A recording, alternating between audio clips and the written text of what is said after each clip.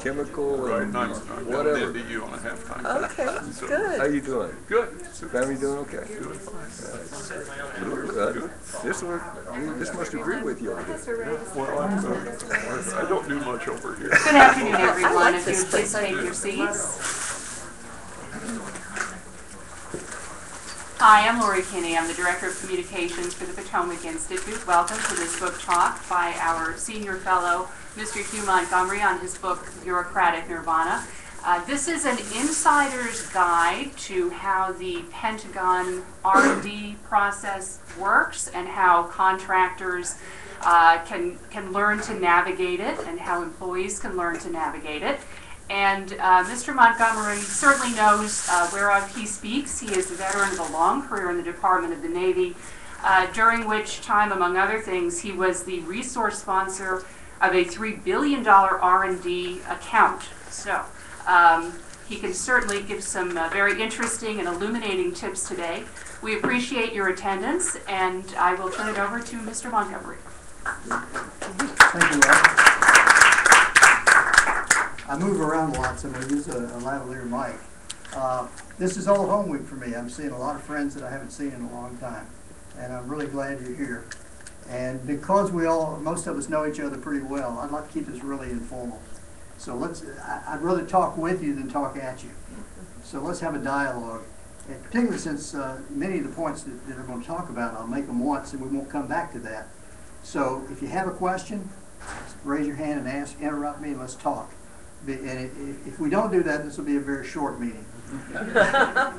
We're going to talk about how the system works. This really came out of a seminar that I developed over the last few years to just talk to people about how to navigate the federal bureaucracy. And it's not just the Pentagon. Bureaucracies in general all have a life of their own and a culture of their own. But they're very predictable, and we'll talk about how you can predict them. The book is divided into 6 chapters, and we're going to kind of walk through that order of things. Chapter 1 is just what's in the president's budget, and it's the same stuff. If you go online right now or on the web, you can get all that information. We just put it in one place so you wouldn't have to, but it's facts. And we'll talk a little bit about how the R&D program for the Department of Defense is put together. That's facts. You can find that yourself too. But then we're going to shift into looking at how things have changed within the national R&D paradigm and how technology transition and development of technology has fundamentally changed in the last 20 years. And so that's going to be based on facts, but you're going to get some Montgomery analysis in this. We're going to finally graduate down to the final Bureaucracy 601 chapter, which is, I call graduate level lies and half-truths. That's how the system really works from the inside. You'll get a few facts, but you get a lot of opinions, and so if you don't agree with the opinion, by all means, raise your hand, challenge it. We're going to have fun today, so I don't want it to be a monologue. We're going to talk about decision making and how decisions are made, not just in the Pentagon, but bureaucracies in general, because decisions in bureaucracies are made very similarly no matter where they are. The kind of decisions we're going to talk about is things that affect programs at the $5 million to $50 million or maybe even $100 million level.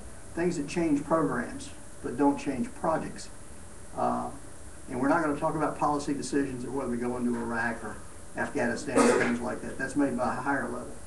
But these are people, the people that make these kind of decisions tend to be in the civilian service world, GS-15 to SES or appointee level people. And in the military, 06s, which are colonels or Navy captains and above, admirals, generals. We're going to focus it on DOD partly because that's what I know something about. But the other thing you find out with DOD is that's where all the money is in R&D. But the kind of rules that apply for the Department of Defense or any other bureaucracy apply everywhere else too. I served for 12 years on the Planning Commission in Spotsylvania County, and I'm on 2 Virginia State Commissions right now. And the bureaucracy is the same. The people are different, the cultures are different, but the decision-making process is just alike. Now we're going to talk about a general bureaucrat, a general military officer, a general political appointee, the middle of the bell curve. So the thing that's important to know is because we're going to be talking about the tendencies in the middle, It's the two ends that make a big difference. The people that really are very bright and make the system work well beyond where it should, and then the people that are really on the low end of the intelligence, the IQ quotient, and do damage that takes us career bureaucrats 20s of years to fix. So it's those exceptions to the generalities that really make the difference. But we're going to be talking primarily about the middle of the bell curve today. This is the president's budget. I'm going to start with a scary one. The book has fiscal 2010 president's budget. We've updated that. This is the 2012 budget. So this is just what went to from the White House to Congress a couple of months ago. $3.7 trillion. The scary part is here. The only discretionary part of that $3.7 trillion is this is non-defense about $0.5 trillion and defense about $0.7 trillion, and the rest of this is fixed costs. So 59% of the budget for 2012 as submitted by the president, $2.2 trillion, Social Security, Medicare, Medicaid, welfare, other entitlements. 7% is just paying interest on the debt. And that was 4% in 2010. So that piece is really growing fast. And it's growing fast with interest rates that are really quite low right now. And that's a problem. If you look at the numbers that have been bandied around in the press for the last month or two about the prospective deficit for 2012, the numbers that I've heard range $1.3 to $1.5 trillion as a potential deficit. Well, if that's real, the deficit is bigger than the whole discretionary budget of the federal government. You could kill all DOD and all of everything else, and the budget still doesn't balance. And that's a serious problem, which means that Congress has its work cut out for it, because the only other place you can go is here. Entitlements, Social Security, Medicare, Medicaid. Either that or you kill the rest of the federal government. It still doesn't balance. So that's a problem, and if we don't address it now, the longer we wait, the worse it's going to get. As a matter of fact, we put that in a sand chart. Most people don't know that when the president puts a budget forward, he also includes the out years. And so this is the sand chart including the out year prediction in the White House budget. You can see what happened after the bailouts in 2008 and 2009. And now that's continued here. And the mandatory costs are just skyrocketing here. And this is what's left to run the government. And it peaked in 2009. It's actually declining from that point forward. So Congress has got some serious problems to deal with. And they better do it soon, because the longer you wait, the deeper the well gets. And that's just facts. It's available on the web for anybody that looks it up. Now let's talk about R&D. When you talk about research and development, DOD is really the only dog on the block. It's well over half the federal budget. The next biggest is the medical, the health and human services side. NASA and energy are 7 or 8%. And one of the things that surprises people is how small the R&D program of Homeland Security is. It's about 1% of the federal budget. Many of you in this room know Admiral Jay Cohen. Jay was my last federal boss back when I left in 2001. And he was also the Chief of Naval Research. And he had more money as the Chief of Naval Research than he had in the whole Department of Homeland Security. Basically, their budget was just taking the 22 agencies' R&D and putting them together.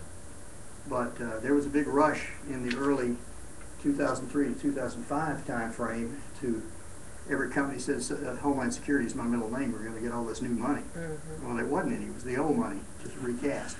And it wasn't very much of it. But if you do R&D, DOD is the place that you have to look. It's just not anybody else that's big enough. Now I was talking with a couple of people out in the foyer a few minutes ago about different services and the way they execute research and development. This is a point of really great confusion within the system, and it causes difficulty for those of us that are resource sponsors trying to defend the program. The services manage their R&D so differently that we have apples, oranges, grapefruit, and lemons, depending on which one you do. And the two poles, I'm sitting here getting ahead of myself. I didn't look to see what's on the screen. Let me talk about this first, and then I'll come back to the services. The funding categories in defense R&D. the thing to keep in mind is that little red line right there that we call inside the Valley of Death. Above that line is what we call science and technology programs, basic research, applied research, and advanced technology development. That's about 14% of the federal or the DoD R&D budget. And it's a different culture from the people who do the other part. Down below that line is the development engineering side, where you're actually building and buying stuff. So here, you're taking risks. Here, you're minimizing risks. And it's a totally different group of people that do the different pieces of it. The technology side is usually, on the order of 15% of all of it. The hard part is to bring in what we call budget activity 3, or advanced technology development. We do prototyping to reduce the risk enough that somebody then can take it at this point and feel like an airplane's not going to go down in flames because they put this hot technology on it. But it's very risk averse. There's also a little piece in here that's we call management support, the budget activity 6, which is kind of DoD overhead. But the thing I really want to make a point on is this budget activity 7, which has been largely overlooked for many years. That's research and development for operational systems, things that are in production, and airplanes that are flying and ships that are sailing. The event that happened just this past week with the Southwest Airlines corrosion cracking, the stress cracking on the 737, if that were a military airplane, then you would use this kind of R&D to fix that crack, or to find out what happened and find out why it happened. The reason that's important is that to try to save money, we're sailing ships longer, we're driving tanks and jeeps longer, we're flying airplanes longer, so they're braking more. And so that part of the R&D budget for operational systems is growing very fast. It's growing at something like 10% a year now as our systems get older. And it's growing while the top line is going down. The FY10 budget submission for the president was about $79 billion. For 12, it's $75 billion. So the budget and the pie is getting smaller, but the part of the pie that has to be used for systems that are in production is getting bigger because the systems are getting older. So we're squeezing ourselves. And because of that, where does the pressure occur to cut? It goes back up here, the science and technology piece, because that's 10 or 15 or 20 years out. So you're trading off something that may work in 20 years for something that has to be fixed right now. So it makes the technology budget really vulnerable in the years ahead.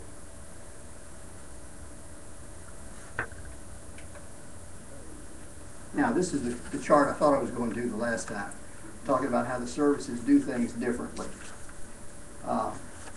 The Air Force and the Navy kind of set the two poles, so I'll talk about them, and the Army and the Marine Corps kind of in between.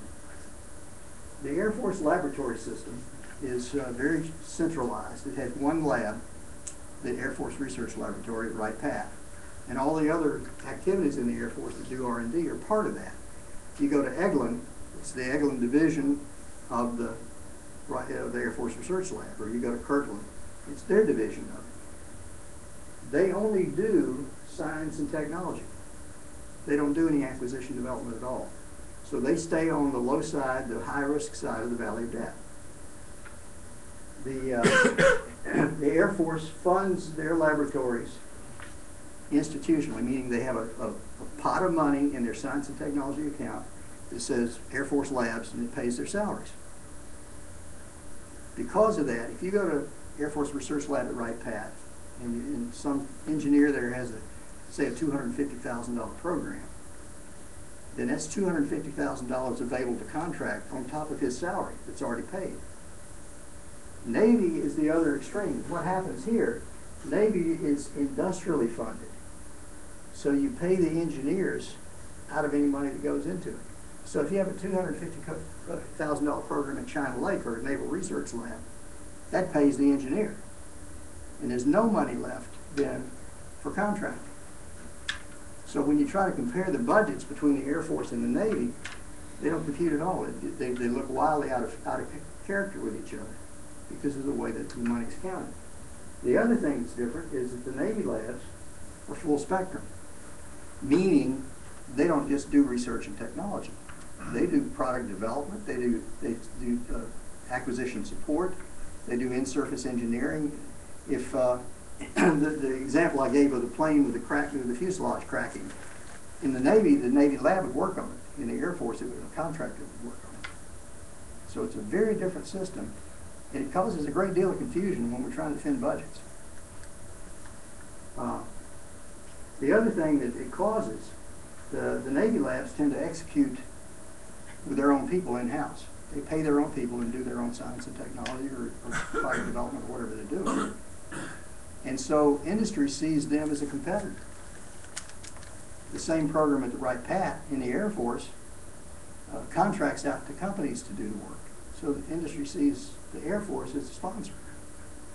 So lots of difference in the way we manage. And so within that, it makes a difficulty within the Pentagon or anywhere else trying to compare what each service is doing and how, because they do it so very differently. The Army actually has a combination of the two. They have some labs that are industrially funded. The Vicksburg, the Engineering Development Center down there, is just like the Navy. There are others that are institutionally funded, like the Air Force. Depends on who you ask and where you go. Still waiting for people to ask me questions here. This is another thing that's kind of interesting. This is a chart you probably haven't seen before. You don't see it very often. This is the federal R&D budget, the DoD R&D budget of the services and the defense agencies. But it includes science and technology, basic research, applied research, and advanced technology development, these three lines here. But this is also BA4, the advanced component development prototypes. BA4 is on the other side of the valley of death. That's where you can't afford to fail, because you now have gotten into development of a thing that some companies bet the farm on. You know, Boeing, if they're having a new fighter jet, they don't want to get halfway down the development of that fighter jet and then have the program canceled. So when you get past that line, you can't afford to fail. Well, the interesting thing in the DoD budget in R&D is to look who owns the BA4 money. The services, all four, have a pretty healthy chunk of 6-4 money to basically pull stuff across the valley of death, to transition their own work. So they have the ability, at least theoretically, to be their own master. They can transition their own technology. The defense agencies don't. Look at DARPA. DARPA has basically only science and technology money. So DARPA has no ability on their own to find money here to buy the stuff that's developed here. So it's a different paradigm for transition, and it means that if you're in DARPA, you have to go to probably the Army, Navy, Air Force, and Marine Corps to sell whatever you're developing. So it's a very different system, and they don't own the ability to transition it within themselves. The other end of the spectrum is the MDA, Missile Defense Agency, who has basically no science and technology. So they have plenty of money for transition, but no money to develop the technology. They have to go somewhere else to get that. So the services and the agencies do things very differently.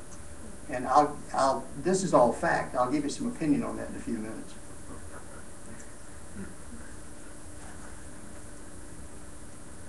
And we'll start the opinions now. Everything up to this point, you can go online and find. From this point forward, some of the stuff you can go online and find. Some of it you got to trust me or challenge me on it, because we're going to start to do a little analysis of facts. This first chart talks about how our R&D system is designed to work, how we transition technology in the United States. And the point to begin is where I have 0 on the chart here. That's the 0 year for production of an item. Everything positive with that means the airplane is being produced, the tank is being bought, the gun is being produced, whatever. And so you're actually producing stuff and fielding capability. That's the purview of industry for profit. That's what companies are in business for. Going back on the other end of the spectrum, 10 years from production on out to ad infinitum, it's where universities have their sweet spot. They do basic research on science that may someday become a thing. In between is the federal laboratory system and a few university-affiliated labs and federally funded R&D centers. But this is the unique space of the federal R&D labs. From about the point of production to about 10 or 12 years out. And it's a very important space because academia basically can take high risks. They're doing things that are science-oriented. And the product of academia is paper. Dr. Fred Salfeld, who was here with us, Fred was the director of ONR, and I was the sponsor of ONR. We've been great friends for a long time. So Fred, as a noted scientist, might produce a paper for widget research. And then that paper would be peer-reviewed, and his colleagues would say, Fred, we deem your paper and your science worthy of publication. And so it goes into a major scientific journal. And that's his product. Yes, sir? Sorry, I'll ask a question. Please do. Given that this is somewhat notional, do you think that there should be more overlap between the areas, or is because if you take a look at this, there's not a whole lot of overlap between the academia labs and industry, and so does that exacerbate the valley of death more so? Yes, it does. The question for those of you that may not have heard is there enough overlap here between at the interfaces? And the answer, it's gotten much more difficult, and I'll explain why in a few minutes. But basically, the role of the labs is diminished because the funding in the recent years has gone down, particularly in that area. It makes it more difficult. You would really ideally like to see a lot of hand-holding across those interfaces. Industry, you see this line at the -2-year point. That's kind of where industry starts looking at things because they see a profit 2 or 3 years out. So they start saying, okay, I can put some money into it and spend some time there. I was the Navy Independent Research and Development Manager, IR&D, in the early 80s. IR&D is the industry analog to our science and technology program. It's the industry's own work, and I'm going to talk about IR&D in just a minute. But in the best of times, which was the Reagan years for industry, only about 3.5% of their IR&D was in the stuff that these other people do. It was all development for production of stuff because that's where their profit is, and the stockholders won't let them be any different. That's our system. And so working the interfaces is difficult, but we have to work it because you hand off to different cultures when you do that. The academic culture, like I said, it's high-risk things, and you produce paper. But the budgets are very stable. I'll show you in a minute that the curve for this basic research program for many years in constant dollars is almost flat. On the other hand, the purview of the laboratories, they're taking some risk and trying new ideas, trying things out. This is where you can afford to fail and be innovative. That's where your innovation comes from. And it tends to be very nonlinear, but the budget tends to be very unstable too. Partly because it's easy to cut the federal labs, but it's also easy to put pork in there because you can hide it well there. So Congress puts money in here, and you find out that's a place that Congress tends to put the money. Out here in the industry side, the programs are locked up with production of airplanes and tanks for years, and so it tends to be pretty stable out that way too. Yes, ma'am? I've noticed a change in the 20 years we've been working in R&D with academia. The publication product helps them get funding for new NSF or NIH or DARPA funds, but more often the product is now a business plan, and they're starting businesses and leaping over into the industrial side. That's exactly with right. The nonprofit status, with all of that, and there's something going on. It's an interesting paradigm change because a lot of universities, and I've been associated particularly in the last few years in my jobs with Virginia Tech. They're very big at Virginia Tech on spinning off small companies that came out of their academic side. And so that's a new shift.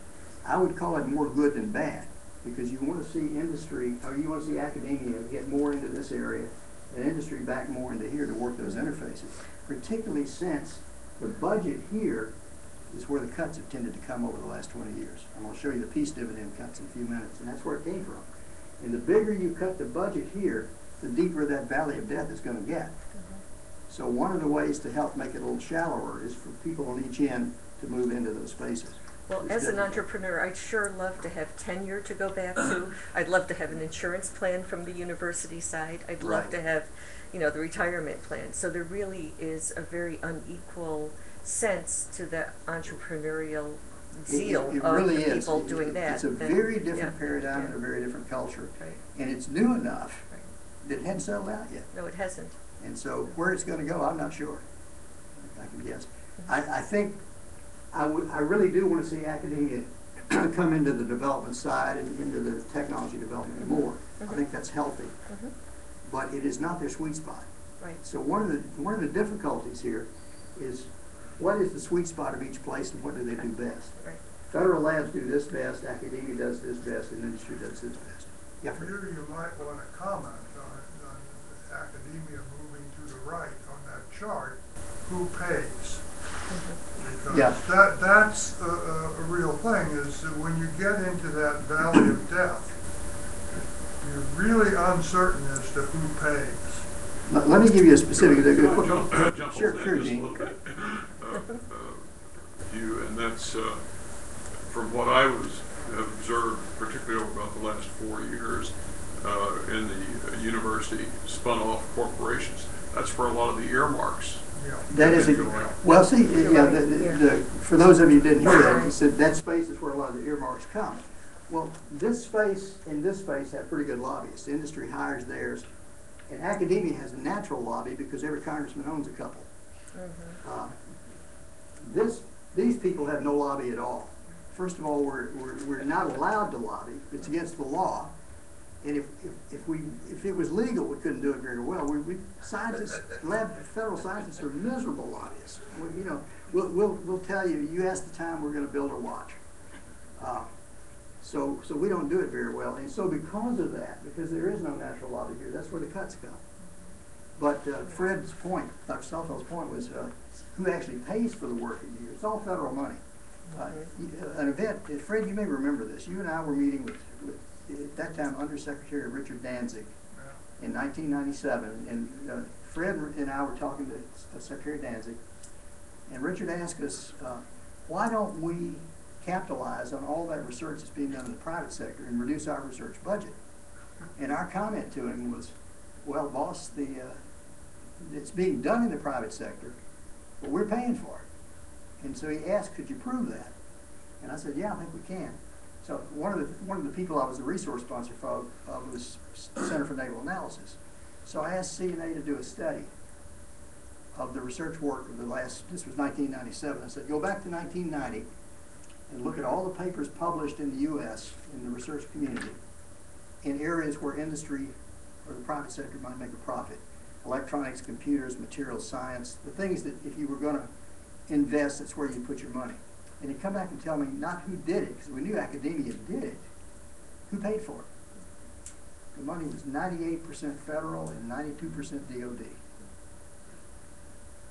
So yes, academia is doing it, federal government's paying for it. Industry, no, academia doesn't have any money on its own.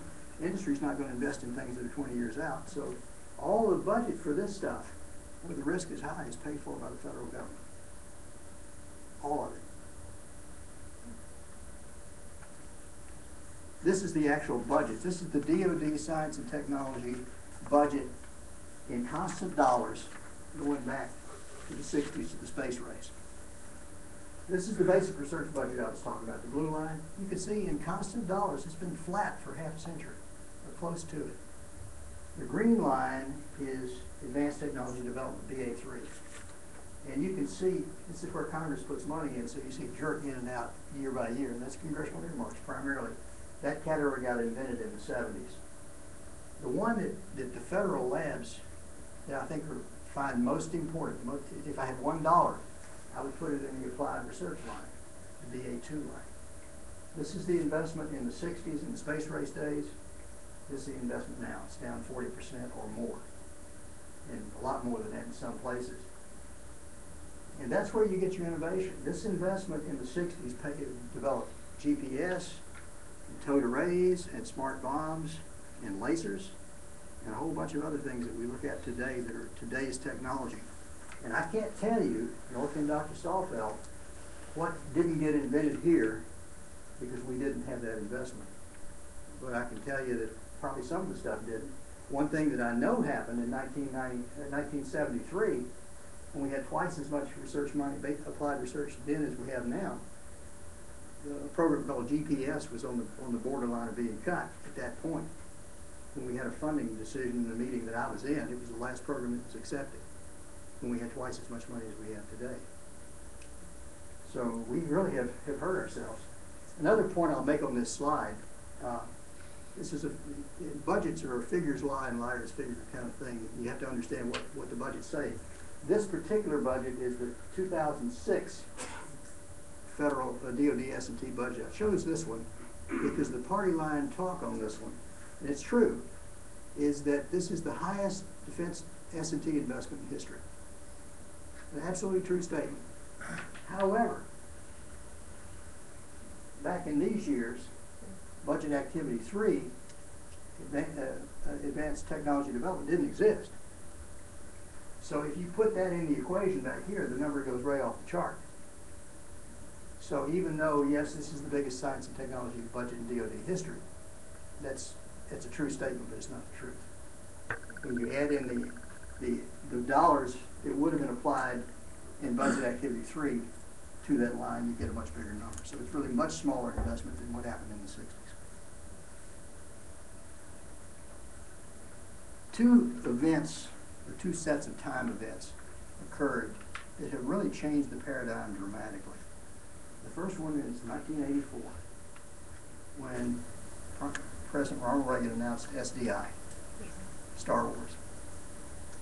Now, one of the things we'll find out in a few minutes is that it takes 2 years to make a budget decision from the time, or to implement a budget decision. So if Reagan announced this in '84, then the first budget impact would be '86.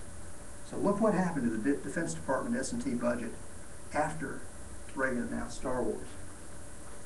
Here's the '84-'85 budget.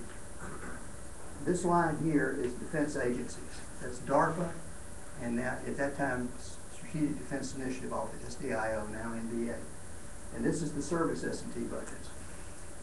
So in '86, which is the first year that would be affected by that decision, look what happens to the agencies. It starts going up like crazy.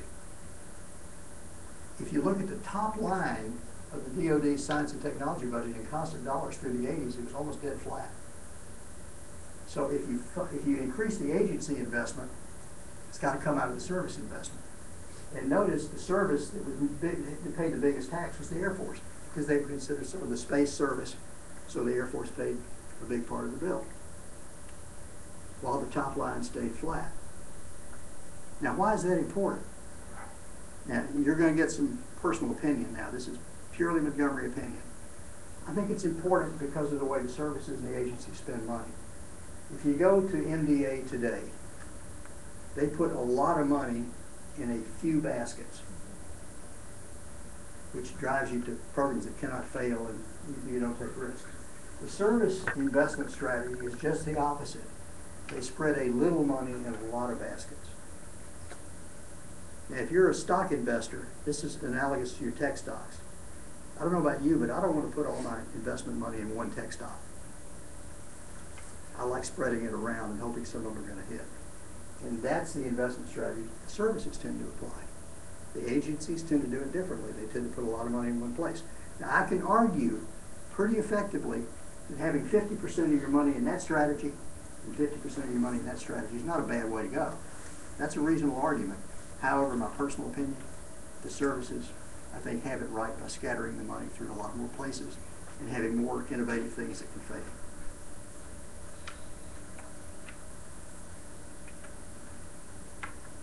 So that's the first thing that happened in 1984. The next whammy for science and technology for the federal government was in 1991. Peace dividend, everybody remembers that term. The peace, we weren't fighting the Soviet Union anymore, so we could take the dividend out of the DoD budget because of the peace. And the laboratories were what paid it. there was a decision made at the top levels that we would privatize much of the federal infrastructure and downsize the federal R&D establishment. This was based on the assumption that the private sector would pick up and maintain the technology base if we didn't. Now remember, I talked about that C story a minute ago about with the basic research that 92% was DOD and 98% was federal. The federal government has always done this, and industry has never done this. It's not their sweet spot. If you have stock in Boeing or Lockheed Martin, you don't want them to invest in something that's 10 or 15 years out. So the assumption that was made was fallacious. But nonetheless, we did it. And so we did it in a purely bureaucratically predictable way. You encourage people to leave. That's how bureaucracy is downsized. So we paid them $25,000 to leave. So now who can leave in 1995? Well, people with 30 years service. So these people were hired in 1965. The space race generation, which is the brightest group of scientists and engineers we've ever hired. So we took our best and brightest ever and paid them $25,000 to leave. And so what happens? The system gets smaller, the labs consolidate, we have less people, and then a big whammy along with that is the discretionary money that went to the laboratories, because the budgets get tight, decreased, in most cases eliminated, and that's where you get your really best ideas, like GPS came out of that. And then the whammy that nobody saw, but may be the biggest damage of the whole thing. The law changed for IR&D in 1991. All these things happened, by the way, within a 6-month period of each other. Before 1991, if you were a company, you negotiated an IR&D recovery rate with the government, and you had to spend your money on that or not get it at all.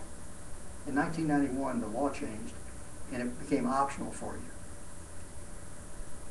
And the government visibility of it also decreased to where we don't see it anymore. So you can't work with each other to interplay to design your program in a way that fits a military need. Without going into detail, I talk about it in some detail in the book, and it's worth reading. But basically, the IR&D investment in the U.S. dropped 70% in 6 months. Went from $7 billion to $1.7 billion in a 6-month period. So if industry was going to pick up the technology base as the federal government downsized, they were going to have to use IR&D to do it. So what do? We kill the program. So we took away the ability to do it. Yes, Gene? Just an observation, since I was kind of there watching it occur. That was largely driven by industry lobbying a single staffer. Mm-hmm. Yep, I know that story because they were calling me every day on it. And we're not going to get into dirty laundry here. This will be fun to talk offline about it. Because you and I probably know do a couple pieces of the story of the industry compared to notes. But the story is pretty ugly. We won't talk about it here on the record. Mm-hmm. But suffice it to say that we did this to ourselves. We said we're going to let industry pick it up, and we took away the money the industry would use to pick it up. Really smart. So what happens to the system? This is my personal report card of failure. Remember I said I was Fred Sawfell's resource sponsor. This is how well I protected Fred's money. This is the Navy Science and Technology budget, 94, 96, 98, 00, and 02. 44% decrease in the Navy S&T budget from 94 to 02. That's the peace dividend. We paid it. Now, I used to get a lot of people when I would make this, when I would whine about this, whining for dollars. It's an art. But when I would whine for dollars, the comptroller of the day, who I'll be talking about later on as the great Satan, but would say, hey, everybody's taking their share of the cuts. You know, you've got to take your share. Well, first of all, science and technology didn't grow during the Reagan buildup. It actually went down in the Navy by 50%. But over here in this little box is the top line budget of the Navy in 94 and 02. 10% growth, while S&T dropped 44%. driven to a great degree by the system's aging, because you got to spend more time and more money for systems as they get old and don't replace them. But the budget went up 10, we lost 44 at the same time. But if I may, one, Yes, sir, go right ahead. You know, my sensing of watching that from the Hill was that that was a corporate Navy decision. Mm-hmm. That's why the controller is a Satan. Fred and I argued vigorously. I mean, it was his job to execute it. It was my job to hold on to the money, however. And you know, if I didn't hold on to it, he had nothing to execute. And you can see I failed miserably here. And if you remember, I spent a lot of hours in your office whining about this on the House Armed Services too. But we both cried on each other's shoulder, but we couldn't do anything about it. Look what happened to the people. This is an even more interesting chart and a little bit more scary. This is the Navy, basically the lab system in strength of people from the 60s to past 2000. Here's the space race kids. So we did a bunch of hiring, put a man on the moon before 1970. Many of us in this room remember this well. I mean, ask not what your country can do for you, ask what you can do for your country. We really bought into that and believed it. We were going to put a man on the moon and get ahead of those pesky Russians. And it was the place to be in the 60s, to be a scientist or a technologist. So we went in droves. There was another very unholy motive here, too, that we don't talk about much, called Vietnam. If you go back to the 60s, Vietnam was a really unpopular war. And we had something called the draft. And if you were a male and graduated with anything from a bachelor's degree to a doctorate in the 60s, 1 month after you graduated, you got drafted. Or you could go to work for the federal government and get a draft deferment and start a career at a fairly good salary. Or you could go to graduate school. Or you could go to graduate school, yeah. Well, they finally killed that one. At first, you could go to graduate school and get your graduate degree, but then they finally took that exemption away, and so you still had to go back to get a deferment. So now you're in the mid 60s, and you're a good student. So you want to be working in a federal lab, or you want to fight in the jungles. That was an easy choice for most of us. So what happens? The government cherry picks. The people that were hired here, by and large, were the 3.5 to 4.0 students. In the early 70s, I was a branch head at Dahlgren, Naval Surface Warfare Center. I had 32 people. The lowest grade point average in my group was 3.4. That's the kind of people we hired. The other thing that's interesting here, remember the budget curve I showed for applied research, the 6.2 curve? Exactly matches that curve. Perfect overlay. Which tells you that when these people came in, we put them doing applied research projects so they learned how to be scientists and engineers. If you remember that curve, however, when it came to the Reagan years, it kept going down. So here's the hiring bump from Reagan, which means that we didn't make technologists out of those people. We made budget analysts and program managers out of them. And the other thing that happened here is that there was no Vietnam forcing function here. So if you're in 1984 and graduate, you can get 2 or 3 times bigger salary in Microsoft and Intel than you can with the federal government. So as a culture, the best and brightest went to the private sector here. They went to the public sector here. So what did we do? We then paid these people to retire. Yes, sir. Hey, Joe. What are the numbers on the left side? I can't read it. This is numbers of civilians. That's 26,000 right there. Thank you. The top, and this is 10. So we went down over 40% basically, and paid our best and brightest to leave. I consider that kind of lunacy, but we did it. So what happens with all this? The system changes. The paradigm shifted. The federal R&D system, the corporate memory, got bought out in the 90s and they left. Our in-house capability went down. We then went to the out-of-house side. So what happens? The costs and schedules go to overruns because companies are now in charge of it. We don't have anybody to oversee it that's objective. Can't do it. IR&D fundamentally shifted. Before 1991, the Boeings and the Lockheed Martins of the world developed their own stuff from in-house.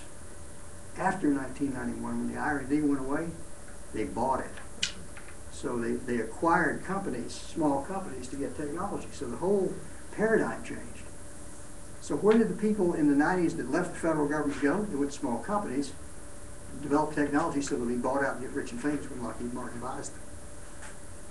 So the whole way industry develops, technology changes. So there's a whole set of new requirements that have come out of that. How do you connect these little companies to big government or big industry? That's tough to do. Small Business Innovative Research Program is very important for this because that's the lifeblood of some of these small companies. But right now the focus is on what they call phase 1 and phase 2, the early stage. The key for SBIR is phase 3, when you transition it into systems. We don't focus on that, so we really need to change the way we manage SBIR to look at phase 3. And then finally, let's do something about our federal labs, because we paid all those people to leave them.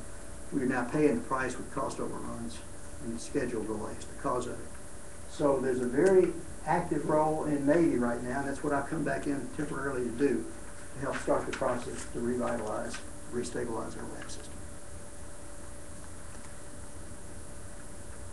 Now, we got 15 minutes left. We're now going to go into lies and half-truths. This will be the fun part. The bureaucracy is really quite logical. People see it as a big monolithic thing. It's very logical. It's designed by guys named Washington and Lincoln, Neville Washington and Jefferson and Ben Franklin and Fielding Lewis and a few others. Basically, they didn't want to have King George ever again. So how do you not have a king? You set up 3 branches of government with equal power in totally different cultures that have to say yes and come to closure to make a decision. That's a bureaucracy. You have multiple decision makers with different interests that have to come together. There's 3 kind of players in the federal bureaucracy, particularly the DOD one: the political appointees, the military senior officers, and the career civilians, like many of us in this room. They're all very different, and none of the 3 understands the other 2 at all. They think they do, but they don't. Everybody on all 3 cultures is doing their best, but what is their best is different depending on which culture you're in. One of the things that I found really interesting when I went to the nonprofit sector on the outside for 6 years is how just lost the mic here. Snap this back on.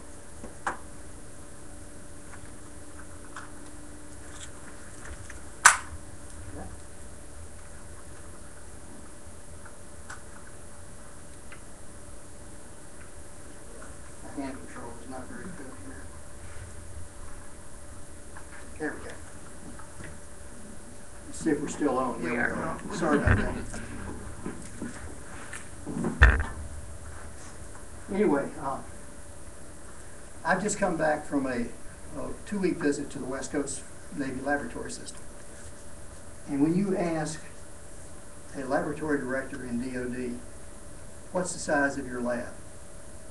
They'll say 1,000 people, 3,000 people, 2,000 people, 20,000 people, whatever the number is. They'll do it in terms of people. If you ask a company executive, what's the size of your company? 5 billion, 5 million, 100 million, different metric. And you'll find that 100% of the time. Industry thinks in terms of dollars. Government thinks in terms of people and program results. So a small program manager in DOD doesn't care that his program is small. What he cares about is that widget that he's developing someday will fly on an airplane or ride in a car or be in a microwave oven or wherever it goes. So it's a results-oriented posture rather than a dollar-oriented posture.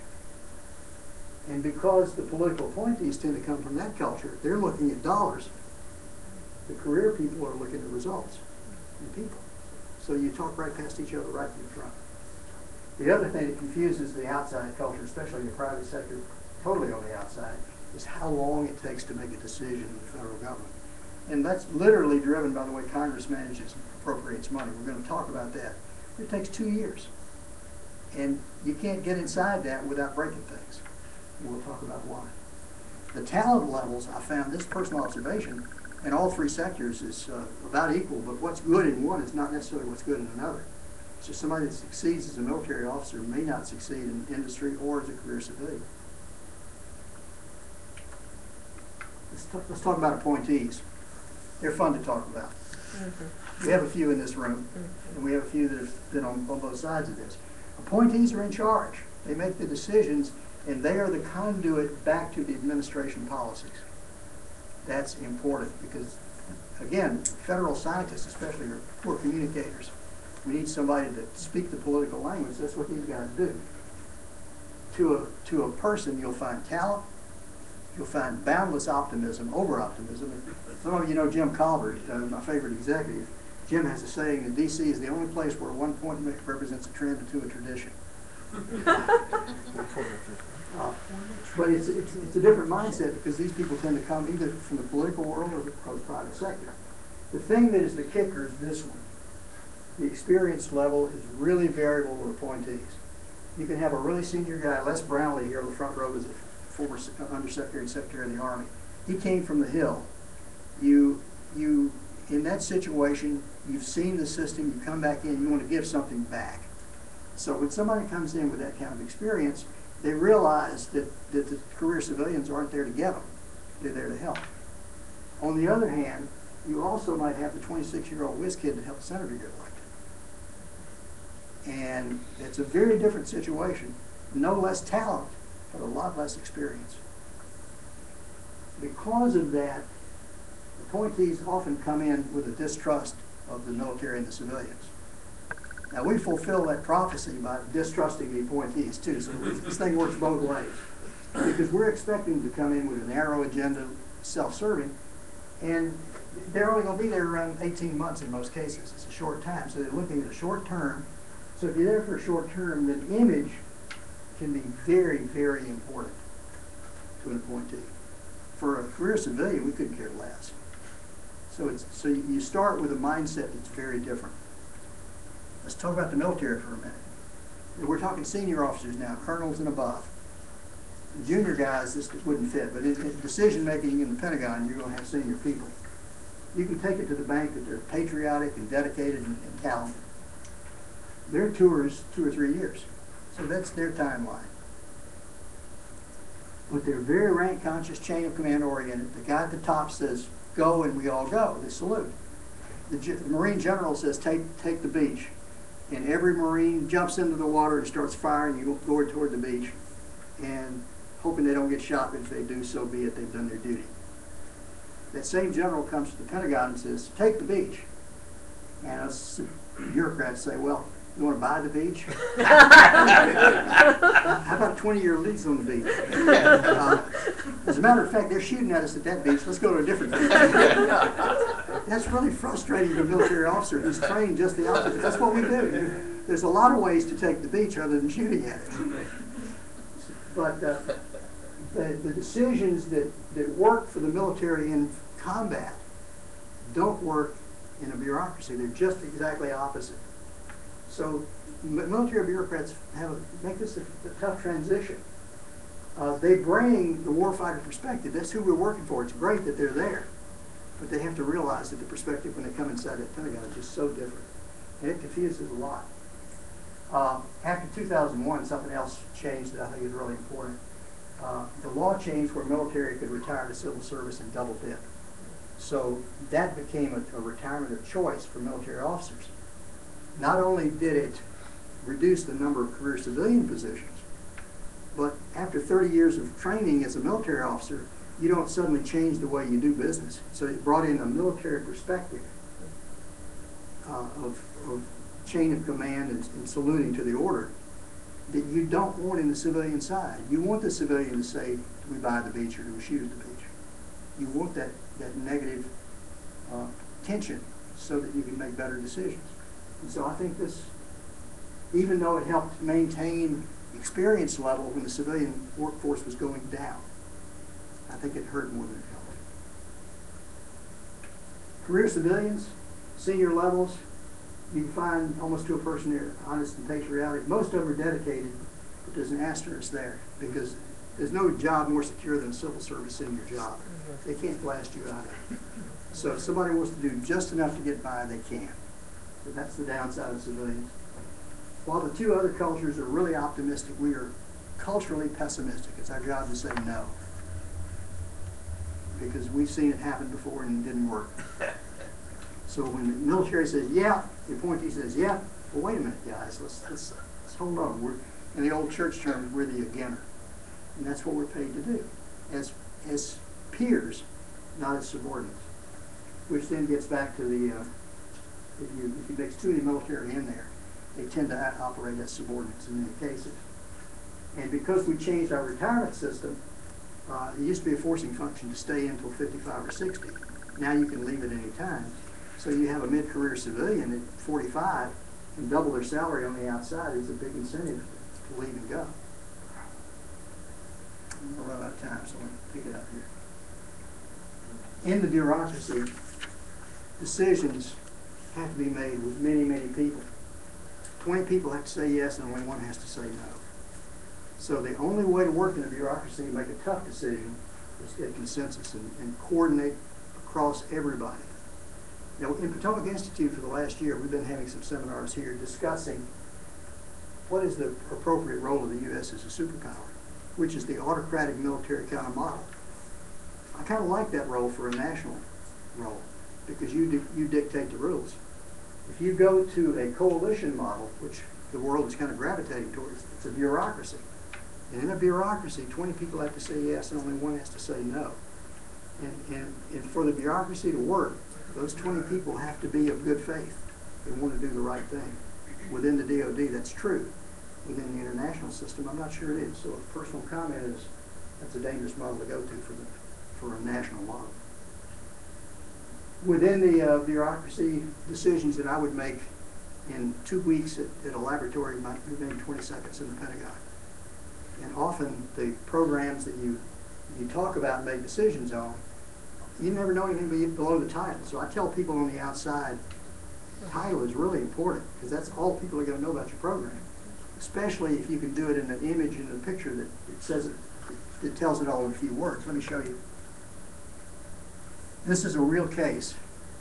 This was a program that we tried to sell as a joint advanced concept technology development about 4 years ago, and the science advisor required this as the first slide. Reducing fossil fuel requirements for forward remote operating bases reduces the number of blah, blah, blah, blah. Now, what I did, knowing I had to present that slide, I said, I'm going to make the second slide a good one. That's a truck delivering fuel in Afghanistan today. 90% of the fuel on that truck is powering diesel electric generators to air-conditioned tents. 90%. And that's how vulnerable the convoys are. And that's what that first slide was supposed to tell you. 2 pictures tell you the story that a bunch of words don't. Images are really important.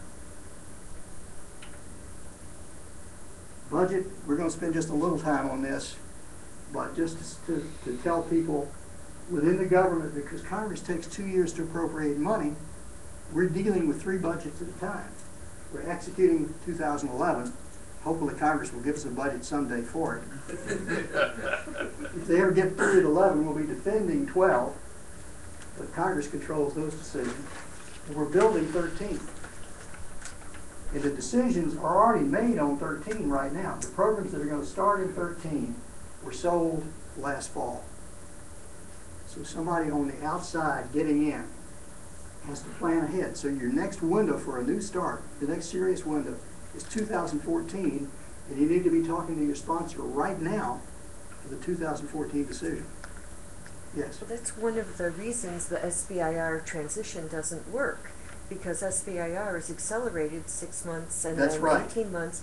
You have no clue, no chance to Right. get SBIR right. fits the wrong timeline for this model. Absolutely. And this is the acquisition model. Unless Congress changes the way it handles money, this is what we're stuck with. So every SBIR that successfully transitions is a fluke. That's correct. It's a fluke. Absolutely.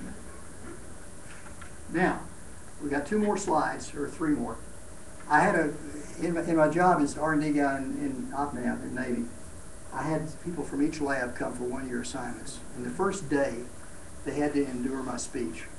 This is rules of survival in the Pentagon. And you follow these or you die. This is how you protect your money. Priority 1, 2, 3, 4, and 5 is protect the money. Priority 6 is spend it in the right way. If you don't have it, you can't spend it. Rule number 1, there is no ever new money. There are no new starts. The Standard Missile, I was out at, like I said, at West Coast Labs 2 weeks ago. I was at Port Hueneme, and they were talking about Standard Missile 6, the new variant. Standard Missile 1 entered the Navy in 1955. Standard Missile 6 has a different airframe, has a different propulsion, has a different warhead, has a different guidance, has a different fuse, has the same name. You lift the name up, shove the old missile out, put the new name back on top of the new missile and go forward. And why? Because Gene Reed on the Hill, if I came to him with a non-standard missile, he would come back and say, well, Hugh, you're starting out from scratch, and so nobody's working on it yet. So I can slide that a year out, save that money and pay other bills with it, and then you start it next year. So I come back to Gene next year. Well, Hugh, it's a new start. We're going to slide it 1 year out. And so it never starts. So you get away from that by having no new starts. So the F-18 that's flying today doesn't look much like the F-18A, but it's got the same name. And I was hoping Charlie Nanfakis would be here because he was the senior civilian in the comptroller shop. And Fred and I were there. Satan and the comptroller never sleep. There is no end to the ways they take your money. I'll give you one example. Black Friday, shopping day after Thanksgiving. That you, as a resource sponsor in the Pentagon, you never miss Black Friday in the office. I was there at 6 o'clock in the morning, stayed till 8 at night. And the reason is, that's the day the comptroller takes the worst cuts. Because it's an unwritten rule that the comptroller owes you a phone call to defend your program before they take the money. And they wait for the worst cuts for Black Friday because nobody's there. And if the phone rings and you weren't there, you didn't care enough to protect your program. So either me or my budget director would be at the desk for all day Black Friday. If somebody had to go to the bathroom, the other guy sat at the desk for 10 minutes. True story. Lots of other good stuff here. Every one of these in the book has an anecdote with it. But those are the ground rules for protecting money. 25 of them. If you buy the book, look at them. But they all work. If you're on the outside looking in, the most important thing to remember is when you come in to see me in the office, and, well, Dr. Salfeld, that is marvelous work, Nobel quality stuff. I really like this. This is great science. Fred, keep it up. Keep us informed. I'm going to have my people watch your program. I'm really proud of what you're doing. Keep up the great work. That's no. Maybe or yes is, Fred, that's good stuff. And I think we ought to see if we can find a way to put it in the budget. But we got a 2-year problem here. Anything that comes in inside of 2 years has to have a 1-for-1 offset. I don't know if I can do that. We'll take a look at it. That's the best answer you'll ever get here. Now, why is keep up the great work so important to tell? Well, 2 reasons. One is cultural. When you have a guest in your home for a weekend, it was an awful visit. When they leave, do you say, that was an awful visit, please don't come back? Or do you say, lovely visit, please come see us again sometime, let's do it again? And then sigh of relief when you lock the door behind them. So that's cultural. But the other one is more important because Fred might be running Salfeld Garage and Technology Shop and betting his company on that thing he just tried to sell me. And so if I tell him, Fred, I'm sorry, but somebody else has already done that. It's a lousy piece of technology. I don't like it work. He goes to his local congressman and says that idiot bureaucrat Montgomery didn't recognize the beauty of my work. And so the congressman writes to the Secretary of the Navy. He says that idiot Montgomery bureaucrat didn't recognize the importance of my constituents' work. So then I write a letter for the Secretary and say, well, it really is Nobel quality. We'll look at it again. And worst of all, the congressman might put it in as an earmark the next year and maybe fund it. But if what Fred tells him is, well, he said it was great work, keep it up, what's your problem? So if you go in to sell something in the government, this is the way the answer is passed back to you, because the really good bureaucrats can tell you no in a very kind way. The only other thing I'll mention on that slide is persistence is really important. Persistence in dumb luck will beat intelligence every time. Because people in the bureaucracy change all the time. And if they don't like your idea today, wait for the next guy to come in tomorrow. He may like it a lot. I'll leave you with some final thoughts.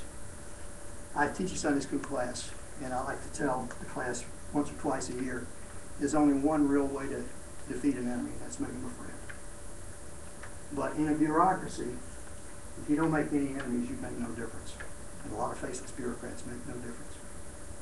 When you get somebody that really cares in a system like the government and is willing to go out on point, they can make a huge difference. Proverbs, where there's no vision, the people perish. But you really don't need much more vision, just a little bit more than the next guy, because Erasmus tells us in the land of the blind, the one-eyed man is king. And finally, everybody please keep up the great work. Thank you all. You've been a great audience.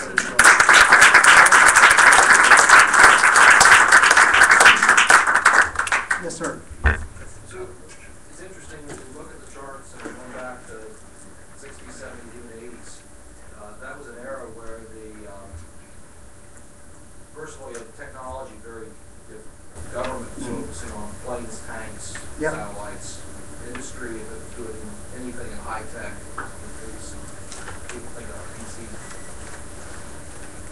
Now we get to this realm where commercial technology has become so sophisticated, so prevalent from a global perspective. And you see this completely different time cycle associated with the development of new things in the commercial side of the world.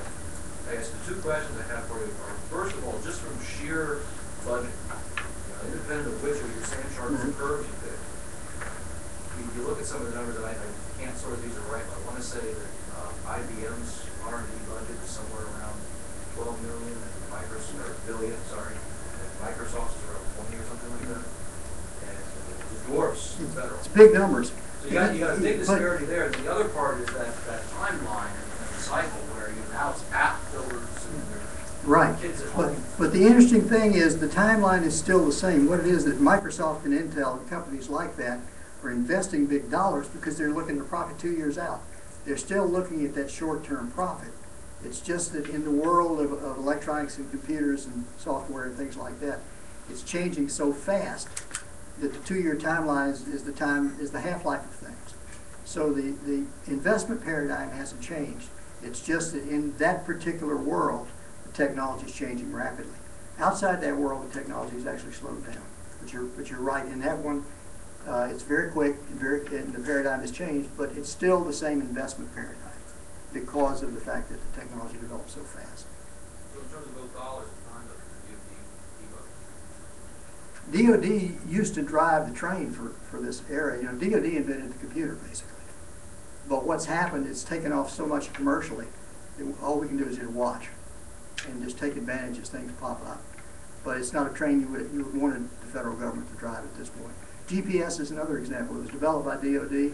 Once it took off, the best thing to do is watch it and take advantage of it, but not try to drive it, because we just can't.